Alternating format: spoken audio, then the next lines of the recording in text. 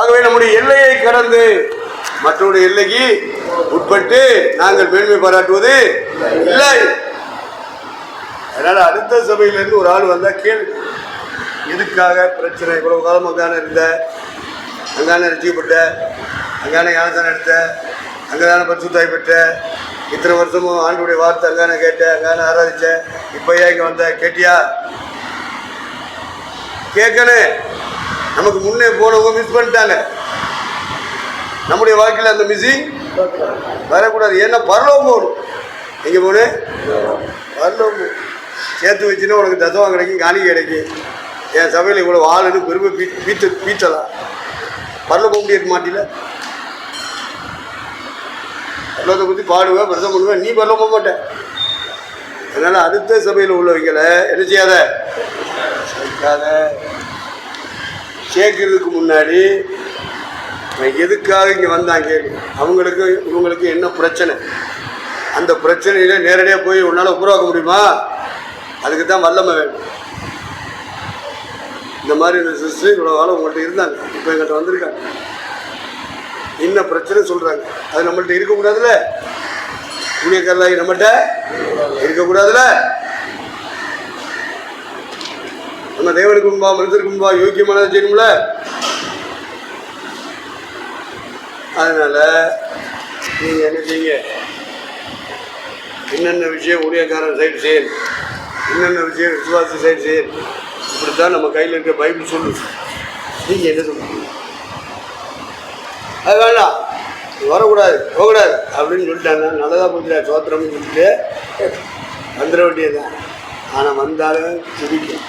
நீ அந்த ஊழியக்காரனை விட நீ பரிசுத்தவனாக இருந்த, அந்த ஊழியக்காரனை விட நீ யோக்கியனாக இருந்த.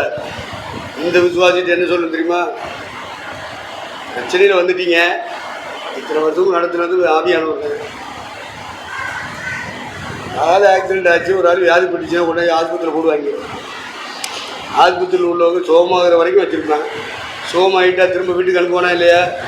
அது மாதிரி நான் உங்களை அனுப்பிடுவேன்னு சொல்லிட்டு தான் கேட்டுருக்கல. அப்படி ஒரு ஆள் வரமாட்டாரான்னு உட்காந்துட்டு இருக்கிறேன். நீ இப்படிலாம் சொல்லுவீங்க, நான் சொன்னேன். கிறிஸ்துவை பின்பற்றுகிற ஊழியக்காரர் இதுதான். மனக்காயங்கள் ஆறும் வரை வா போ. உடைய மனக்காயம் ஆறுன மறு நிமிஷம் அங்கே போய் மன்னிப்படுத்தி உப்புறாய், சபையில் மன்னிப்படுத்தி உப்புறாய். இப்படி சொல்லணும். என் கூட இருந்து ஊழியம் செய்கிற ஊழியர்கள் இந்த சபையை ரெண்டாக்க முடியும். அது பரலோகத்துக்கு வர்ற சபையோ பரலோகத்துக்கு வராத சபையோ போட்டு நம்மக்கிட்ட வர்றாங்கன்னா இப்படித்தான் விசுவாச பிள்ளைகளை போதனை பண்ணி நீங்கள் வச்சுருக்க. அது கேட்டோட ஜிபிக்க சொல்கிறீங்க. இன்னும் ஒப்புரவாகாமல் அவன் போக மாட்டான பருவத்துக்கு. அது அதில் நிச்சயம் இருக்கா உங்களுக்கு? அவங்கள்ட்ட ஒரு ஆள் வருது, ஆம்பளே பொம்பளே வருது. இவன் அந்த இத்தனை வருஷமும் அந்த சபையில் இருக்கு. இப்போ அந்த சபையை குறித்து விட்டு அந்த ஊழியக்காரனை குறித்து சொல்லிட்டு வாண்டவன். நீ என்ன அந்த ஊழியக்காரனோட சபையோட பெரிய யோக்கியமா இல்லை அப்படிங்கிறது முதல்ல முடிவு கொடுக்கும். ரெண்டாவது, இவர்கிட்ட என்ன சொல்லிக் கொடுக்கணும்?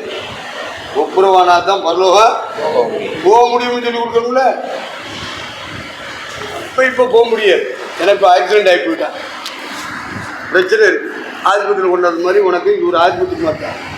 என்னைக்கு உன் மனக்காயம் ஆறிடுச்சோ அன்னைக்கு நீ போயிடுறாங்க. நாங்கள் போய் மன்னிப்படுத்து ஒப்புரவானா தான் பரலோகம், உண்டாக்கப்பட்டால் தான் பரலோகம்னு சொல்லி கொடுக்குறவன் தாயா நல்ல நாய். மற்ற நாய் குருட்டு நாய், திருட்டு நாய், வண்டி கிட்ட அவன் உட்காந்து ஜோமிட்டே இருப்பானே. அந்த ஒரு இத்தனை வருஷமும் அந்த வீட்டுக்கு போய் சொன்னேன். வியாதிப்பட்டு இருந்தாங்க, போய் என்ன போட்டு ஜோம் பண்ணேன். அவங்களுக்குள்ள குடும்பங்கள் எத்தனையோ பிரச்சனை வந்துச்சு. நான் போய் சொன்னேன். எப்படியோ ரசிக்கப்பட்டு ஸ்நானம் முடிஞ்சு சபைக்கு வந்தாங்க. இந்த பிரச்சனையை சொல்லிட்டு அங்கே போயிட்டாங்க. ஐயா அதை அந்த ஊழியக்காரன் ஏற்றுக்கிட்டானே, அவன் நாசமாக போகணும்னு அவன் சொல்லி சமைச்சிட்டு அவன் பொண்டாட்டி உள்ள நடுத்தரில் நிற்கணும்னு அவன் ஜெபம் பண்ணிட்டு. தேவையா நமக்கு இந்த ஆத்மா? தேவையா? புரிஞ்சுக்கோ,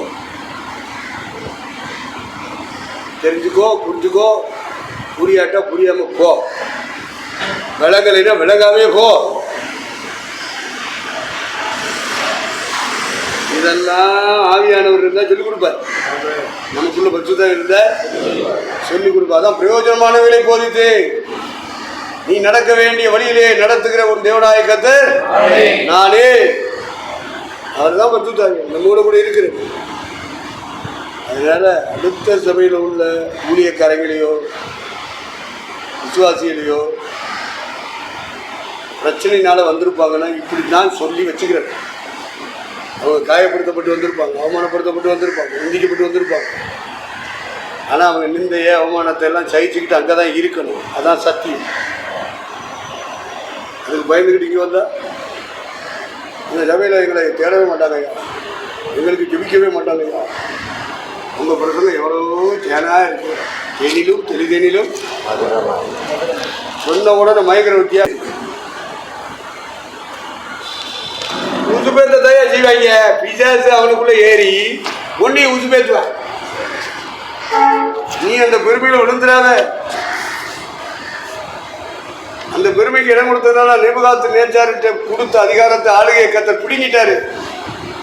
மனுஷன் முடிக்கல, தேவனே பிடிக்கிடுவாரு. பெருமை உள்ளவர்களுக்கு தேவன் அவரே பிடிக்கிடுவாரு. அவர்தான் கொடுத்துருப்பாரு, அவரே பிடிக்கிடுவாரு. இது உனக்கு தெரியாது, எனக்கு தெரியும். கொடுக்கின பிறகு கொடுத்தவனே எடுத்துக்கிட்டாச்சு.